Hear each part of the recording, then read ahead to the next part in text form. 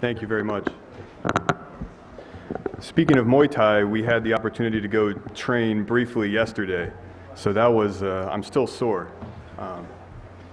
So first of all, I want to thank KKU staff and all of those attending. I felt incredibly welcome the past few days. I'm very appreciative of that, and I'm really looking forward to seeing what happens in the next couple days. So my talk is titled Creating a Culture of Entrepreneurship, but most of us here who are not medical doctors are engineers, so today we'll talk about engineering culture. So I want to begin by outlining the current state of the world for entrepreneurs and people who are interested in innovation. The overall message that I want to talk about in the next couple minutes is that there's a confluence of trends that are reducing the barriers to technology entrepreneurship all across the world. So it's very high level, but just stick with me through this and then we'll get into the more details after that. So the first thing I want to touch on, for example, and I'm sure many of you have seen this, is that much of the world has access to unprecedented amounts of computing power. So the phone in your pocket, I'm sure you all have something along these lines. This is over 1 million times more powerful than the computers that brought people to the moon. So that's incredible. Hard drive capacity is similarly keeping pace. As Leo mentioned, you can now store more things than you need in a small thumb drive. In the life sciences, which many of us are interested in, the number of published genomes continues to increase exceptionally rapidly. And the cost of obtaining these genomes has gone from $3 billion to about $1,000. Anyone with internet access now has, every day, can access more information, this is a chart of Wikipedia, than has ever existed before. So every day that you're alive, you have access to more information than has ever existed previously in the history of humanity. And the number of devices that are taking advantage of these changes is increasing extremely rapidly, including cell phones, smart devices, etc. So all of this is to say that we live in a uniquely exciting time. Information, technology, tools, and connectivity allow innovation in a way that is unprecedented in the history of humanity. And this innovation can and is making our lives better, healthier, and making us live longer. So this is all very exciting, but I think one mistake that is often made is thinking that because these resources are available, innovation is an inevitable consequence. And I would like to say that is absolutely not the case, and this is where culture comes in. So, I tried to memorize this, and I wanted to speak it. I've been practicing all morning, but I can't remember.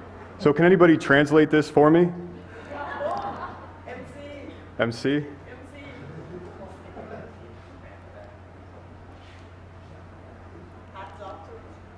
คอนเฟิร์มภาษาไทยก่อนมันแปลว่าคนทำผิดคนเดียวผิดไปหมดทั้งห้องใช่ไหมฮะ In English Yeah, in English would be, yeah. It's only one person in a group did something wrong, the entire group would be in trouble. So I think what it's talking about is smelly fish, yes. Ruining a barrel of well, fish. I didn't literally Right. Okay, so thank you. So I want to talk about this fish being culture. So you can have everything, you can have access to unprecedented computational power, hard drive space, access to information, everything that you need, but if you don't have a culture that is conducive to facilitating innovation, then the whole barrel of fish is ruined. And I think this is often overlooked.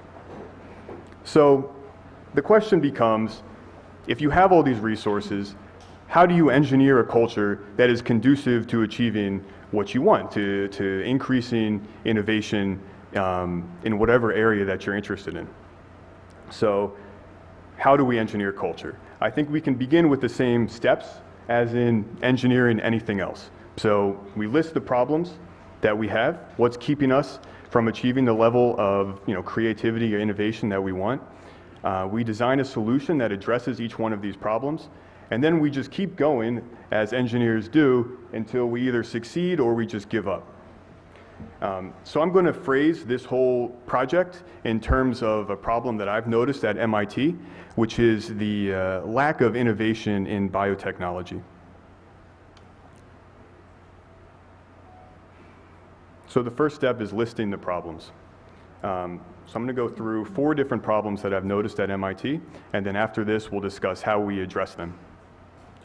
So the first problem that is impeding innovation in the biotech sector, at least at MIT, is that academics and students do not interface with each other. There's not communication between different fields, and there's not communication between industry and academia. So as a result, people in one field do not understand the problems of people in another field. They don't trust each other because they don't work together, and they don't understand how to work together to build new technologies. And as things continue and the world becomes more and more interconnected, working at the intersection of all these different fields is critically important, I think. The second problem is that there exists these, what I call superstar connectors. So these are a few people that are kind of trusted to interface between the academic world, between research, and between kind of venture capital and investment and creating new startups. So these people benefit from being in this position. They're this only channel through which this can happen. So it's great for them, but it's very bad for everybody else because everyone else has to go through these few channels. And these people are mostly professors and venture capitalists with very deep networks. So if you're not connected to one of these people, your chances of success is extremely diminished. A third problem is that there's a very serious funding gap in the US. And I've heard a little bit about the situation in Thailand. It seems like it's different, and I'd love to hear more about that. But in the US, you have this problem where there's basic research, and then there's applied research, which is typically kind of venture capital funded or something along these lines. And then in between, you have no source of capital.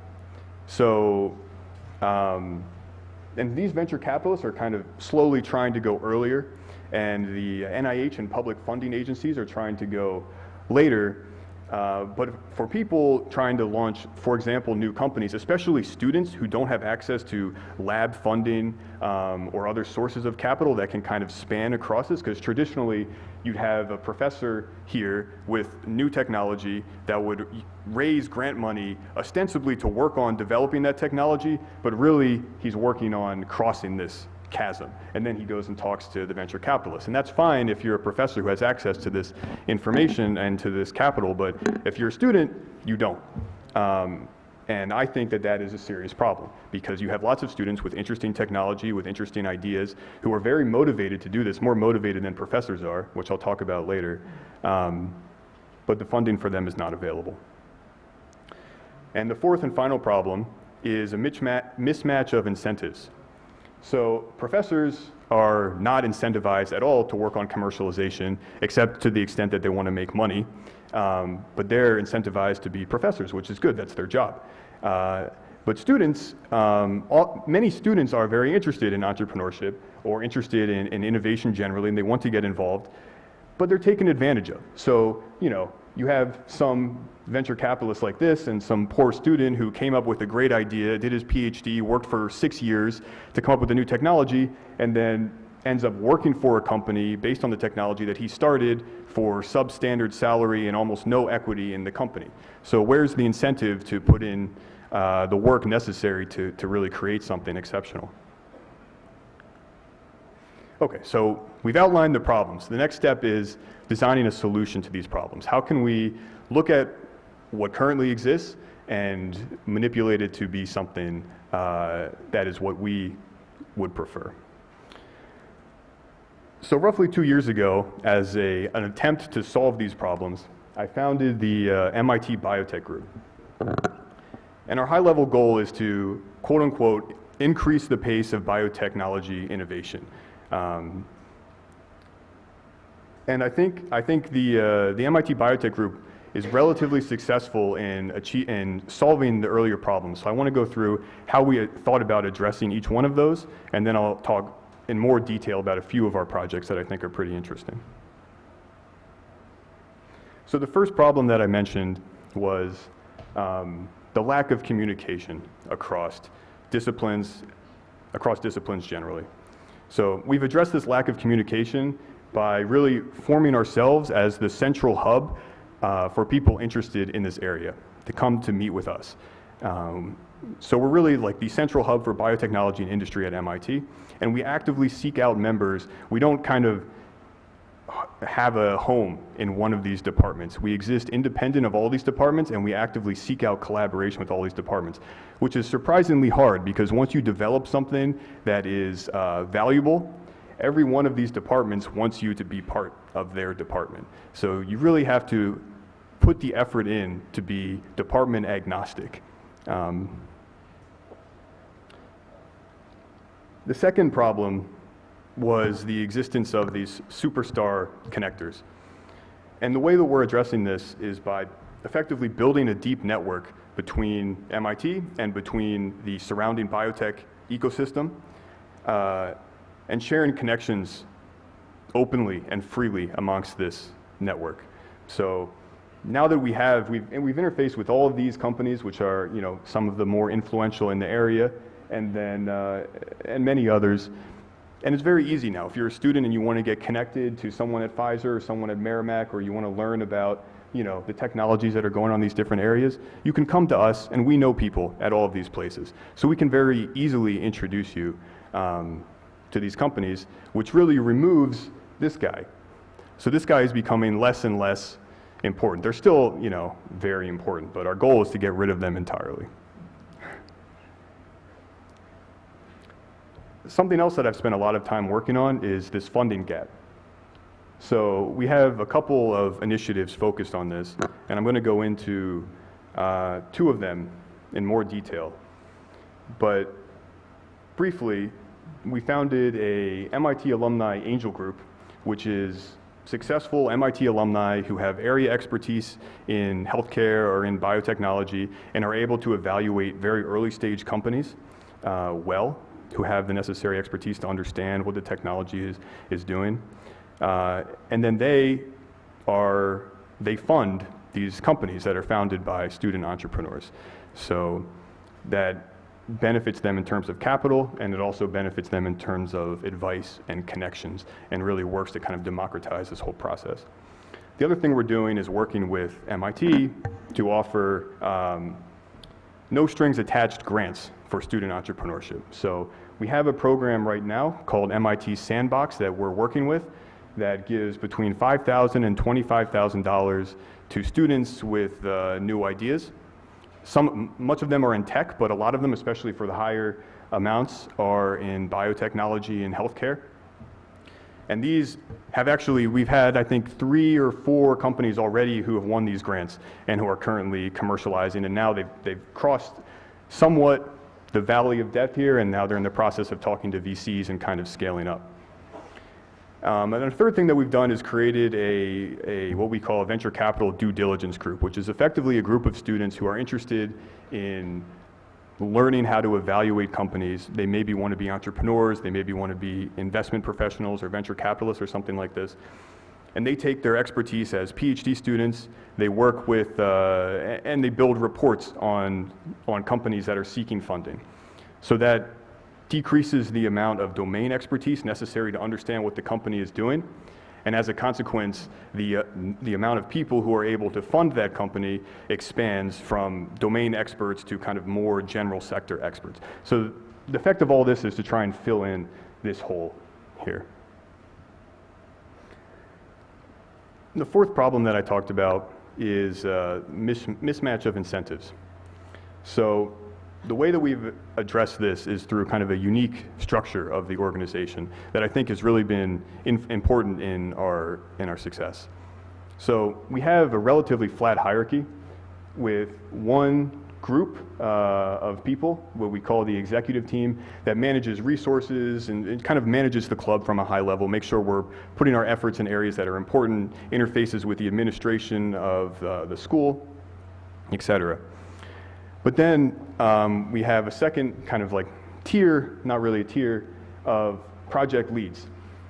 And these are either students or faculty members who approach us and say, I think that this is a problem, X thing is a problem, and I would like to do Y thing to solve it. And rather than taking that advice and then thinking about it and then potentially coming up with our own solution, what we say, and we do this once a week, we have an open call for people who are interested. We say, come to our open call, pitch your idea. If people are interested in your idea, then they'll work with you, and we'll devote resources as necessary from the organization, which allows us to scale very quickly to new ideas. So when we have an exciting new idea, many people are interested in joining. The people who join are able to learn about a new area or develop some expertise that they didn't have previously. And the people who lead the project are able to kind of be a project lead. They meet with people who are influential in the areas that they're interested in. So the incentives are much more aligned than in a normal organization. And as these projects develop, resources are kind of gained and lost in accordance with their popularity. So it's kind of like an elastic cloud computing type of thing. So these were the solutions that we designed at the MIT Biotech Group. And I want to talk briefly about a few of the successes that we've had. So in fact, when we first launched, there was myself and 3 other graduate students who thought this was a serious problem. And we wanted to announce our launching, so we held a kickoff event with some of our friends, and we expected roughly 50 people. We reserved a room for about 50 people. And little did we know how big of a problem this was. We had, I think, over 300 people line up to enter this room. So this is a line of all the people who have never heard of us before. All they heard about was that they're creating an organization to kind of connect academia and the biotech sector, nothing else. And all of these people were interested and took time out of their day to come. So I think that was an indication of a very strong latent need for something like this at MIT, and then I think generally this problem exists in most places, actually. So when the KKU delegation visited MIT, we had about 1,000 members, up from 4. And now we have over 1,700 members. So I think we're the largest organization at MIT, and we have over 30 people who are actively involved in leading the separate projects, including some of which who are now faculty members at MIT or who actually were hired and are supported by some of the departments solely to give us support. So we've launched many initiatives. Because of the structure, I think, we've been able to launch many different initiatives, all of which are aimed at increasing the pace of biotechnology innovation. And the amazing takeaway from me by being part of this, the most notable thing for me was that if all you do is lay the groundwork, make resources available, and make connections available, and then just get talented people who are motivated and incentivized to do well, these amazing projects just kind of arise out of nowhere. You don't have to sit down and strategize and plan everything. You just create the environment and people will come and create amazingly impactful things. So most of the things that I've talked about here, I have the pleasure of going around and talking about them and kind of claiming them as my own success in some ways, but really I've done very little except kind of lay the groundwork. And then the people who have really launched these things have put in enormous amounts of work and built up entire teams to continue each one of these processes. So I'll go into detail for the first 3 of these, but briefly, some of the things that we've launched include an online report for the Boston area biotech community for students with advanced training in the area to get them to understand and learn what is happening in that area. We've launched several new courses, one of which is research experiences in biopharma, so it's a new educational model for gaining experience in industry. We've launched the Angel Group, which I touched on, the Venture Capital Due Diligence Group. We've launched in partnership with Novartis a drug development simulation where Novartis actually came and walked a group of us through how to develop a drug and what the steps are at each along that process. We've launched a kind of like a translational biotech seminar series. So Another group of people looked at the curriculum at MIT and looked at what was necessary to be successful in healthcare and identified the areas where there was not overlap, and then invited people from the local community with expertise in each one of these areas that did not that wasn't present in the MIT curriculum to give a talk. So that's kind of complementary to MIT curriculum. So the first project that I want to discuss is Synapse. It's an online news source aimed at exposing students to the biotech industry. We're a bi-weekly report on the Boston area biotech scene for students with have advanced training in life sciences. And there's really three things that Synapse does. They have interviews with local entrepreneurs, successful CEOs, et cetera. They've gone across the local MIT area, the Boston area, the Cambridge area to identify startup resources that are available that many people don't know about, and they've compiled them. And then they also go around and interview specific companies and kind of gain information about each company and share that information. So for the spotlight interviews, which are the most popular, Synapse sits down with successful biotech founders, CEOs, entrepreneurs, and brings you stories and advice for success. I didn't think this would be very popular, but apparently, actually, it is extremely popular. People like to learn through osmosis what other people have done. Like I mentioned, they have startup resources and company profiles as well. And so you can actually go there now, synapse.mit.edu. This is our website. Second thing that I want to talk about is a new course that we've launched called Research Experiences in Biopharma. And this is a unique course that connects academia and industry in a way that I don't think has happened before outside of maybe computer science. We call it a new educational model to give students hands-on industry experience. And the way that we came at this idea was we conducted a survey of our members and asked them what would be most useful for you in your career ambitions, or as a student with the interest that you have, what do you wish MIT offered you? And this is the results here. And the number one result was, with over 43% or something like this, would be extremely interested in taking part in a part-time internship during their studies. However, there's serious barriers to this. I don't know if these exist here as well for PhD students, but advisors generally do not like when you take time off and go work on an internship. They would prefer you to be in the lab working on their technology for their own future company, which you probably won't get very much equity in. And then there's also funding restrictions, which are just kind of like a logistical issue. As a student, you're funded by the university. If you're working somewhere else, how do you deal with that?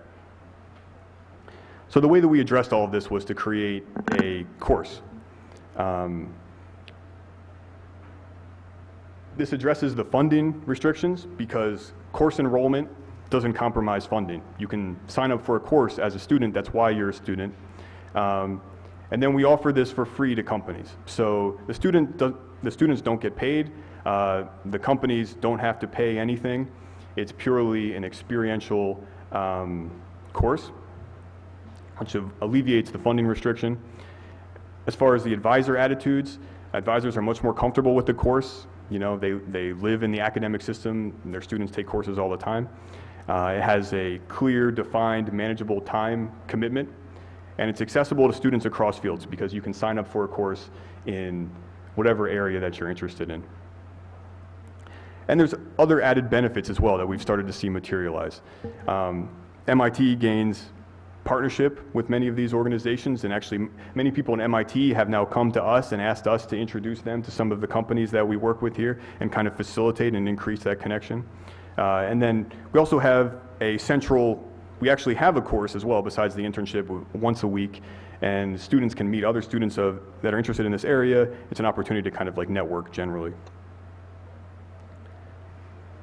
So the way the course was structured is as a 12-hour-a-week course with 10 hours a week on-site research experience, 1 hour a week class, and then 1 hour a week homework, which was basically just writing up about your experience.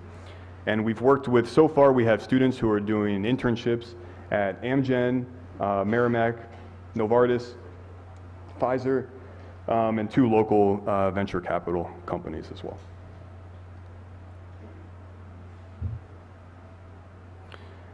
So the final case study that I want to talk about is the MIT Alumni Angel Group, which is, I talked a little bit too much about earlier, but it's providing early stage expert advice and capital to entrepreneurs. So the way that this works is we found successful MIT alumni with experience in healthcare and life sciences. They tend to be ex-entrepreneurs, executives at pharmaceutical companies or something along these lines, or they're professors who have done this before or are interested in doing this. And then we have aspiring MIT students and alumni entrepreneurs who are met with the problem of not being able to raise enough money to cross that valley of death that we talked about earlier, in addition to being viewed as young entrepreneurs, which in the healthcare and life sciences industry is not a cool thing like it is in maybe computer science. So having some people with serious experience in the area is really beneficial. We've identified, I think we have over 100 MIT alumni angels now, and we have had something like 10 companies be funded through this process. And keep in mind, this was only launched like 6 months ago or 8 months ago or something along these lines. So it's having a real impact. Okay, so I've reached the conclusion. I might have gone faster than I should have. But overall, we've outlined barriers to innovation, outlined the process of creating a culture that is conducive to creating the innovative atmosphere that you would like. The barriers, in my case, were lack of cross-disciplinary communication, the superstar connector effect, the valley of death funding gap, and the misalignment of incentives. And then we engineered an organization that touched on each one of these projects in a way that was scalable, free of bureaucracy, and had incentives aligned. So people who participated were incentivized to participate based on their interests. And this organization has created a culture that encourages the launch and development of these new projects, some of which I just talked about.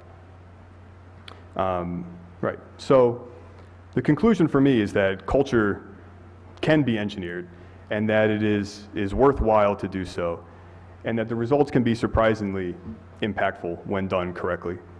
So that's it. I have plenty of time for questions, which I think might be more useful, actually. So thank you.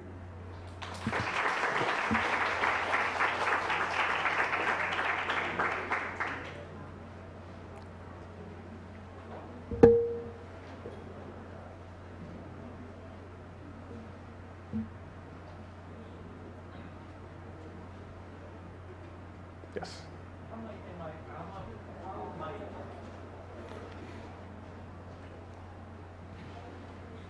So if you were to try to implement an idea like this at Khon Kaen, Yeah. what would be some of the things you would do the same, but what would be some of the things you might do differently given their current situation overall?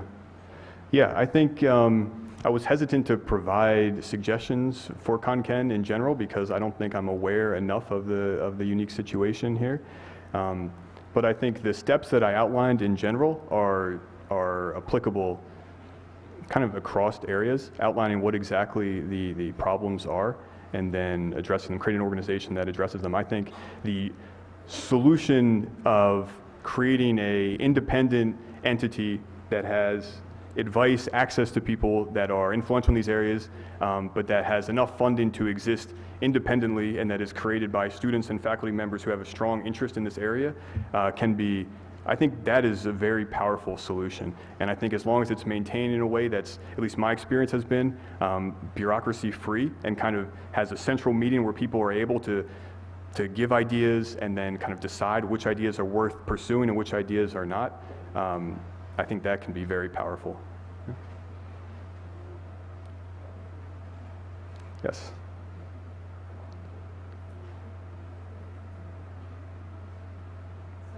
I'm interested to see what was the reaction of the super connector people. Yeah. I don't think we're their favorite. We've kind of, I generally don't talk about the superstar connector when I talk at MIT. I avoid that because often they're in the audience or people from their lab are in the audience. And it's not so I don't think they're really aware that we view them as an impediment to innovation.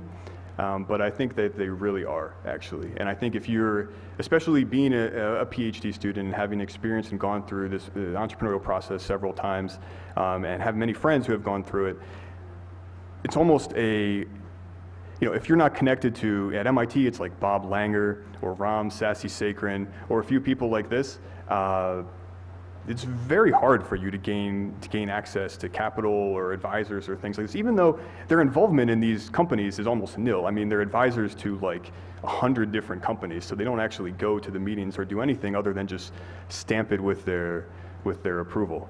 So I don't think that if they heard this, their reaction would be very positive, but I think it's the truth. So, yeah.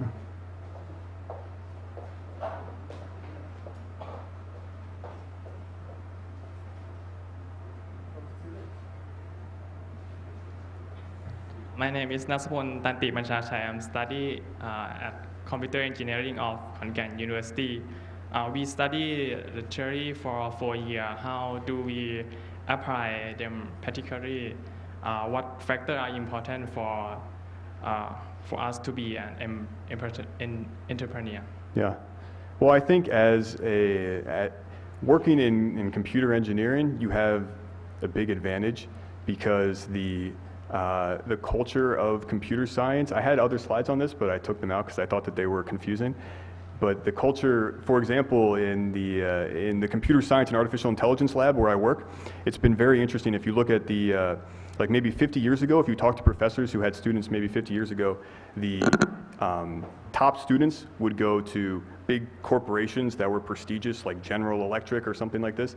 And kind of the worst students would end up working for startups because it was viewed as like a less sexy, a less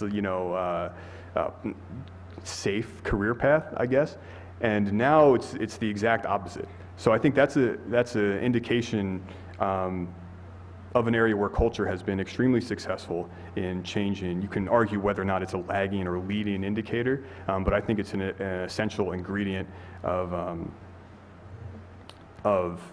entrepreneurship in this area. So you get now the top students are starting companies and are joining startups, and the bottom kind of, not the bottom, but like the mid to lower students are going to big companies and things like this. So I would say just get involved and just start doing it. Yeah. Thank you.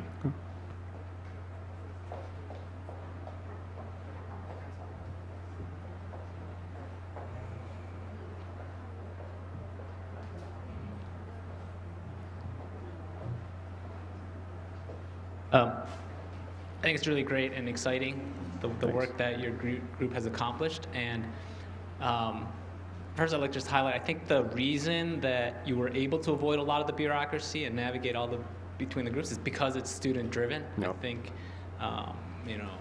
as faculty members or professors, you're kind of locked into your department, and it's really great to see the type of momentum that you can build to cross departments, to cross schools, and to bring all these groups together. And I just wanted to applaud you on that. The second question I guess I have and concern is, how are you navigating the TLO, the Technology Licensing Office? I know that as students, as PhD students, basically MIT owns everything that you produce. And yes. I think that you're able to navigate the bureaucracy, but the lawyers will catch up to you. Yes, that's true. That's definitely, so in regards to your first message, thank you. I think so I didn't talk too much about avoiding the involvement of professors because there are a lot of professors in the audience and I didn't want to offend anybody. But I think being student-led it was a challenge at first because as a student, you're not taken as seriously as if you are a professor. But once you reach a certain critical mass and once you actually do things and once you have, professors who support you, then I think it's a huge advantage. And I've actually had to fight frequently to avoid us being consumed by different parts of MIT. So the biological engineering department has tried to consume us. Several other departments have tried to consume us. So yeah, it's an important thing. I think you're totally right. And your second question regarding the TLO. So all of the things, I didn't go into too much detail about this, but it's a very important question, is navigating kind of like the legal boundary between what you can do as a student organization and how involved companies can be in the academic process, right? Because academics and industry are, for a reason, separate entities.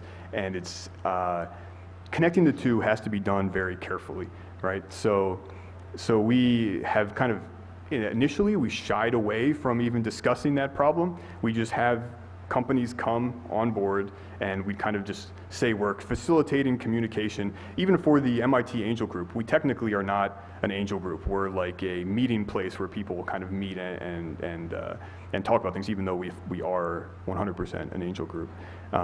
But we've continued to lobby the MIT administration about this process because we think it's the funding gap, being able to raise a couple $1,000s, in biotech maybe a little bit more than a couple $1,000s to pursue your own idea and research is incredibly powerful. But just like I talked about, the incentive alignment, if you don't own your invention, then who cares, right? You're still working for MIT, you're still working for your professor, and the problem is maintained then. So we've been working on this a lot, and actually it's secret, so don't tell anybody at MIT. But just as of 2 days ago, I talked about the grant funding, the $5,000 to $25,000 grant funding. So we've supplemented that with a lab space that is now free for MIT students to access, and any technology that is developed in that lab space will be owned by MIT students. So it's, I think it's the first time that's ever been done at MIT. I'm not sure or where else, but I'm really hopeful that that will kind of address the problem. Yeah.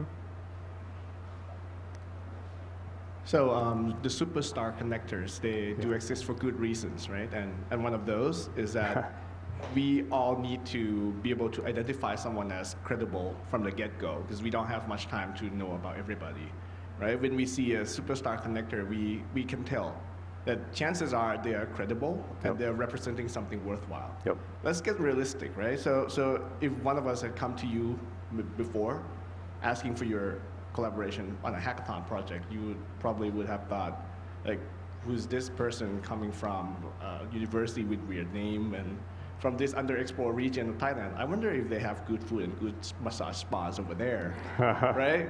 So, but now that we have known each other, now that we have learned more about each other, we can see that we represent something worthwhile that we can tap into, right? So by creating a group of a lot of people that try to each connect to each other, I wonder if you can reach that deep level of connection or that level of credibility. Yeah. The same way that the superstar connectors have. Yeah, so first of all, I 100% agree with you. I think they exist for a reason, and one of the main reasons that I think they exist is that, sorry, I lost my train of thought by seeing myself. One of the reasons that I think they exist is because people who invest in these areas do exactly as you say. So they count on this person's, seal of approval as being a sign of a good idea, effectively. So personally, I've seen many of these companies. I do diligence sometimes for venture capital companies. I'm involved in doing that often.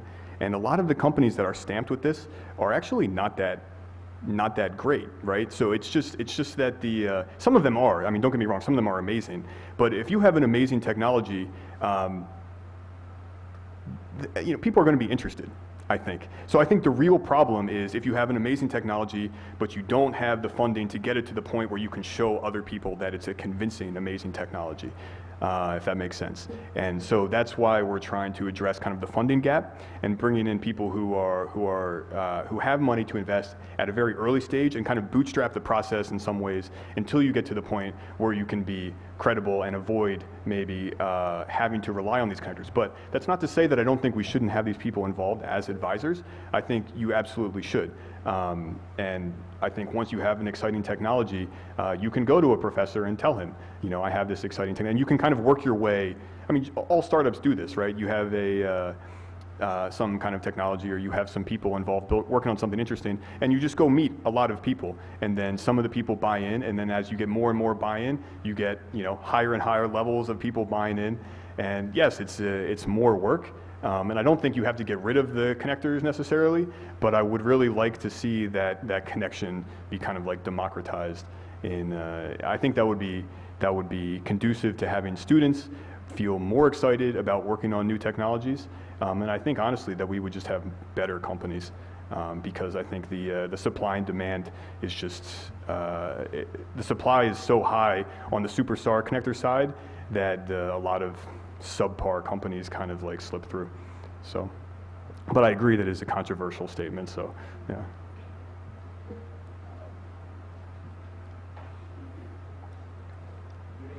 Interesting that you can have a sandbox and then some funding for the initiative.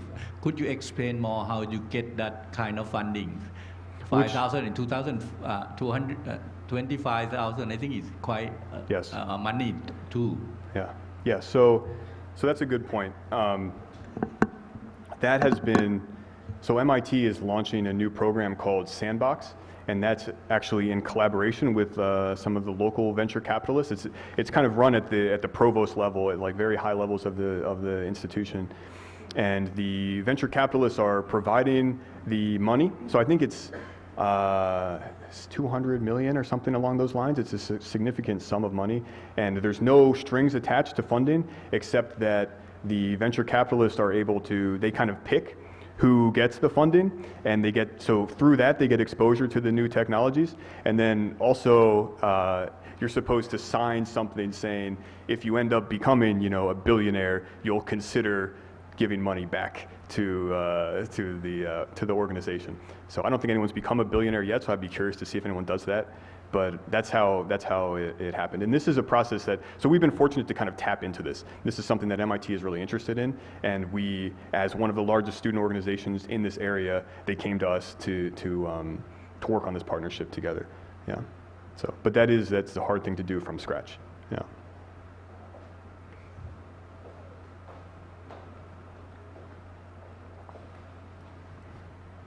Thank you for your lecture. I am a lecturer from the Department of Computer Engineering, and I am particularly interested in the course that you mentioned. I'm not sure whether I understand it right, but is it like a course that makes students solve like a real world problem from the companies and then kind of like try to push them into products or something like that? Maybe you can you explain more about the course, and is there any interesting or useful feedback from the students who have taken the course, and what problems did you face while you ran that course? Yeah. Thank you. Sure. So your first question was in regards to the process of the course, right? So the course is structured as a part-time internship and as well as a classroom section. So you spend almost 10 hours of the 12 hours allocated per week, you spend on campus of whatever of the organizations that I mentioned. There's Amgen, Pfizer, and some other ones. So it's a very long process. So we talked with them and we found mentors who work in different areas. So some of them, most of them actually are kind of scientist positions. So they have a scientist who works at, say, Amgen, and then you go and you work with that scientist 10 hours a week to kind of learn what it's like to be in that position. But we also have, so one of the most interesting ones was the CEO of Merrimack Pharmaceuticals said that he wanted 2 part-time interns to just follow him around and do like quote-unquote business development, but really just be exposed to what he does, which we were surprised by. We never even thought to go talk to a CEO of a big company and say, would you like to have a part-time intern follow you around? But that, I think, was an extremely useful process. So there wasn't really any science involved there. It was more just kind of shadowing and meeting people. The second part of the question was, concerns in creating the course. I think that was the third part. So the biggest problem was really legal issues. There's a lot of legal issues in having students go work at other organizations, and it just has to be dealt with. You just have to talk to lawyers from MIT, or from whatever organization, academic institution. You have to talk to the lawyers from the company, and then you have to kind of clearly define who owns intellectual property that is created by the students while they're interning, and what exactly they're doing. So in our case, the easiest way to get it through was to say basically that they're not going to be working on anything like significant or tangible. It's just an experience course, and that's how it got pushed through. So this is more of a comment, and I'm trying to look back about the origins of Sana. So Sana is not really a startup company, but it's an entity that had the same pains trying to establish credibility, trying to gain funding. When it all started, it was an open source technology. It's never been used anywhere in the world. We didn't have any connections to any super connectors, so we had to do it all by ourselves. And I think that one advantage that we had is we have our regular jobs to give us some income, and we worked on this as a hobby.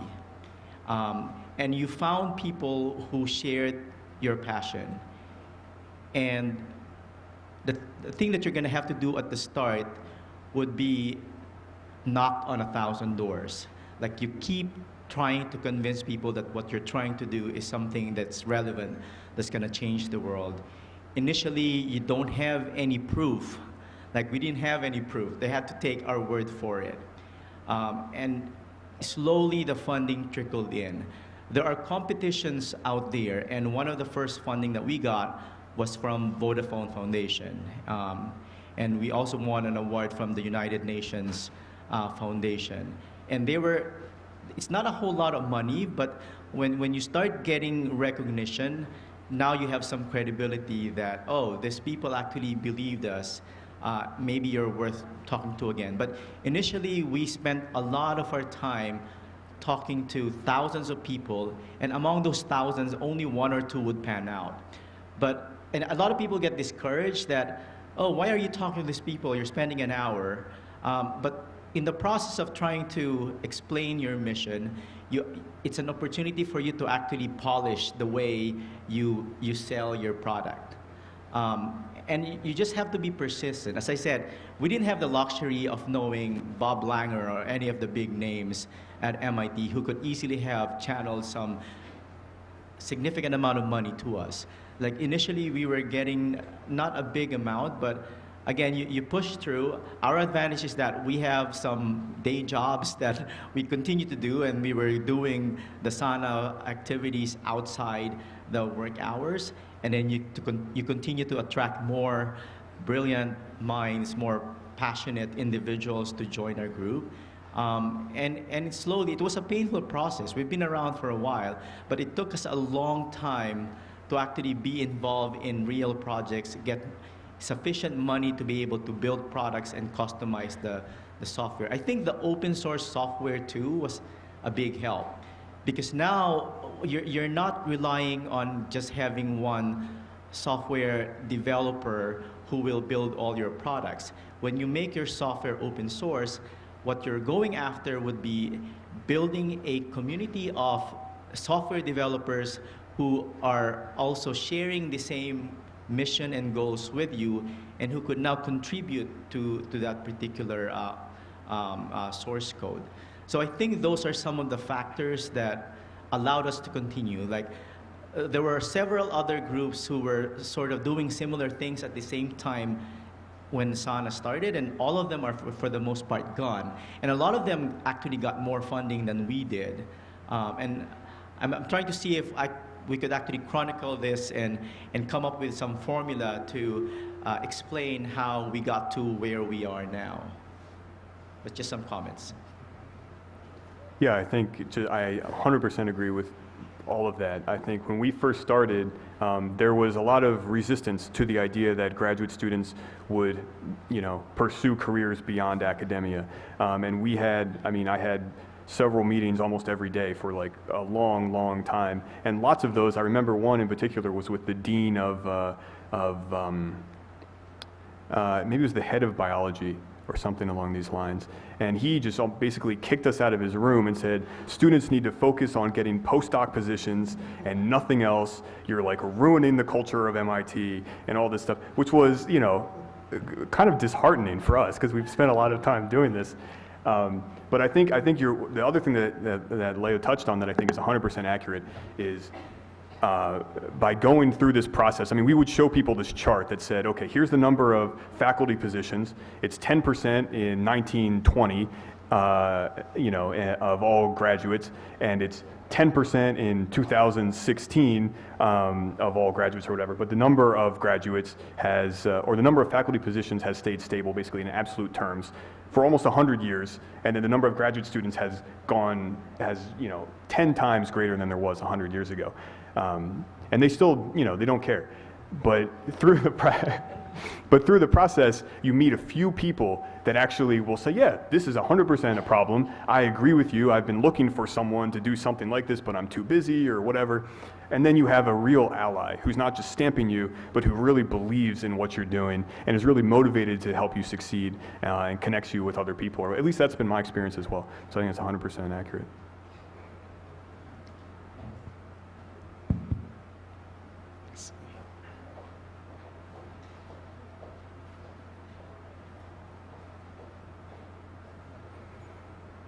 Hi, I'm Nandita from Faculty Computer Engineering, and I want to know that in my faculty and many faculty, we don't have the course about management, and I want to know your student which other way that they learn about management or startup, that not this course, yeah.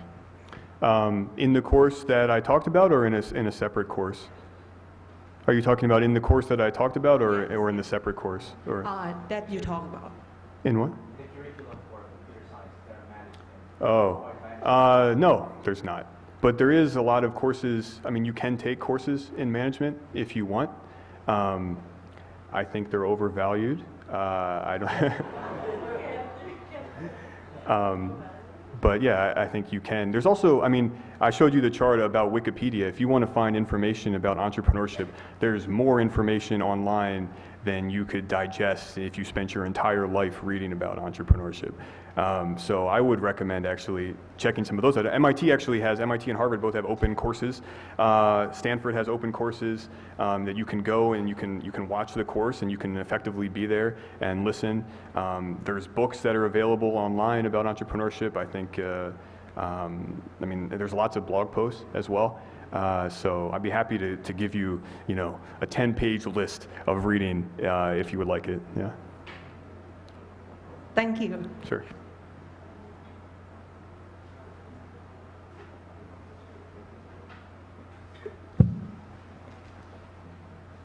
Oh, yes.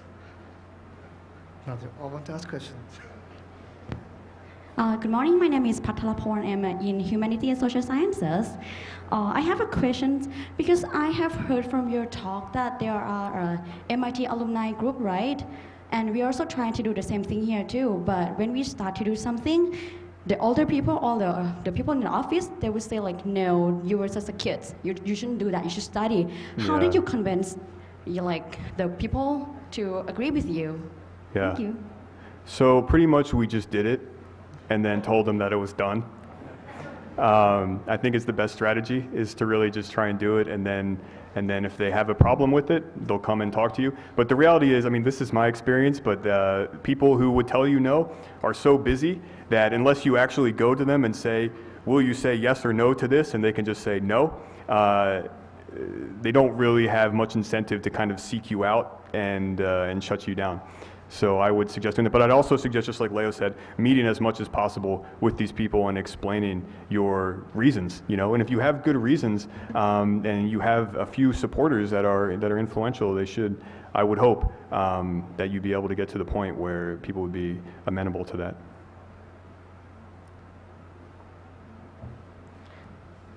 Okay, so I saw from your lecture that you mentioned about the problem that the academic industry and the student, they not communicate to each other too much. And in Thailand, like Dr. Bunchai mentioned yesterday, yes, because in Thai we lack both of that. And could you recommend some good idea for us to how can we talk to each other like she mentioned before, some people older that to understand the real problem, and how can we talk to each other to more understanding? Yeah. So I think I tried to outline some steps for doing that. I think creating kind of like a central organization where you can get people from both sides can be very useful for that, because I assume that there are many other students like you who are interested in this, and if you collect them all together, then you have a force to be reckoned with that can go and meet all of these people and can share connections and kind of start this process. And then once you have enough critical mass, which I would guess would take maybe a day or two, or something along maybe a month, then you can go talk to industry and say, this is what we did all the time. So we'd grow more and more people. We'd go talk to companies and say, hi, we're the MIT Biotech Group. We're interested in facilitating connections with this. What can we do together? And that's how we ended up with the drug development simulation. That's how we ended up with the course. A lot of people just basically said, I don't know, there's nothing really to do. I have a real job to do. But some people were very interested in that. So I think, having a group of people that are interested in it and then just going and talking to people and having some credibility as being an organization is very helpful as well. So, yeah. Actually ใช้สิทธิพาดพิงครับ Actually I think this is a good request, and you are the catalyst of what health science and IT group to come together, and I think this is a good opportunity. Maybe this message can go to the president of the university, that you can build up this kind of the environment, and maybe our culture and our environment is very different from the MIT. What I heard that they are more talent guy. They have a very good idea. We are still in the development country, and at least that one thing. Another thing is that for doctor, they're starting 6 years. They don't have time, and the one that know the issue of healthcare is the resident, is not the student. But you are the student in the computer science. You do your work and you want to do something good. How can we in Thailand create this kind of the environment that the demand, the user understand and can tell you, and you not just imagine what is good, but know the real thing. I think this can be nurtured in the university, and KKU has a very good opportunity to initiate this. And why don't send this message to the very high level, the president, the dean of the every faculty to create this kind of the environment. That is for my comments. ใช้สิทธิพาดพิงอีกเลยค่ะ I think this is why we are here today, because to be honest, this project is an innovative one, and I think KKU provide a great opportunity that we have various fields and various deans who are so supportive, and I think this is one of our strengths, that we can come together and create more impact to our society. It's not just Thai society, but it can be global, because if this innovative program proves that it's really help to bring up the health, in our theme is healthcare improvement, quality healthcare improvement. If we can do this, we can apply to other things too. I think the hackathon will be very interesting, and I really look forward to have your participation and interaction, and they will be with us, tomorrow. We will be together for tomorrow, Thursday and Friday, and more. It's not only this Friday, right? More years to come. Yeah, this is just the beginning. Hope so. If we still together. Oh, every year. Okay, come to check us out. Huh? Oh, Leo. See, we have the witness.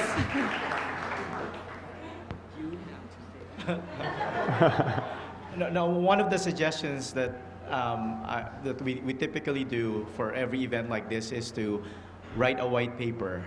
So what were the lessons learned? What are the next steps? And publish that. And then send that to the president of KKU. And then you come up with concrete steps of what to do to be able to address the issues raised in the white paper. So, not to touch on this too much, but you mentioned going to the president, so that's exactly actually what we did.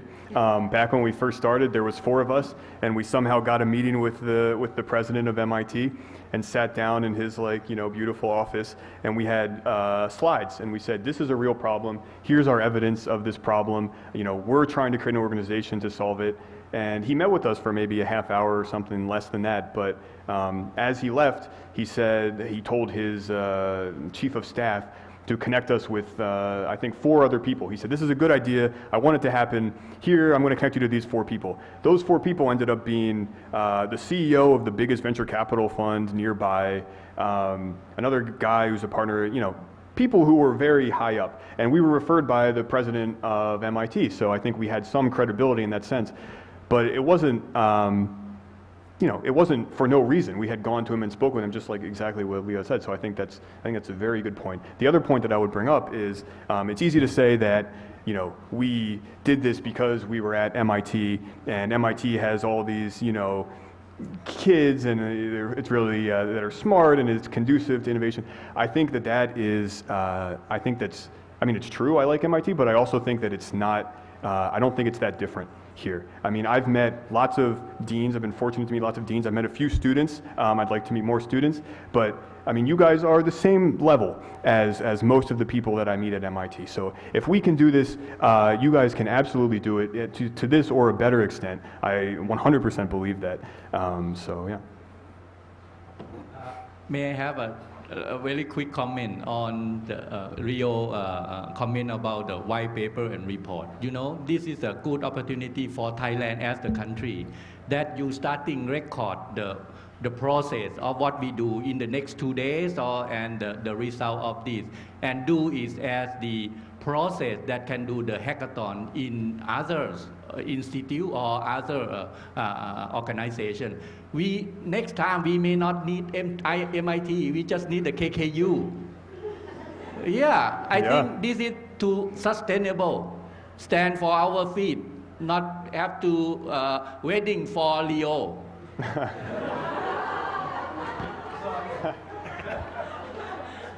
What we're trying to do is establish these hubs. So for example, we have partners.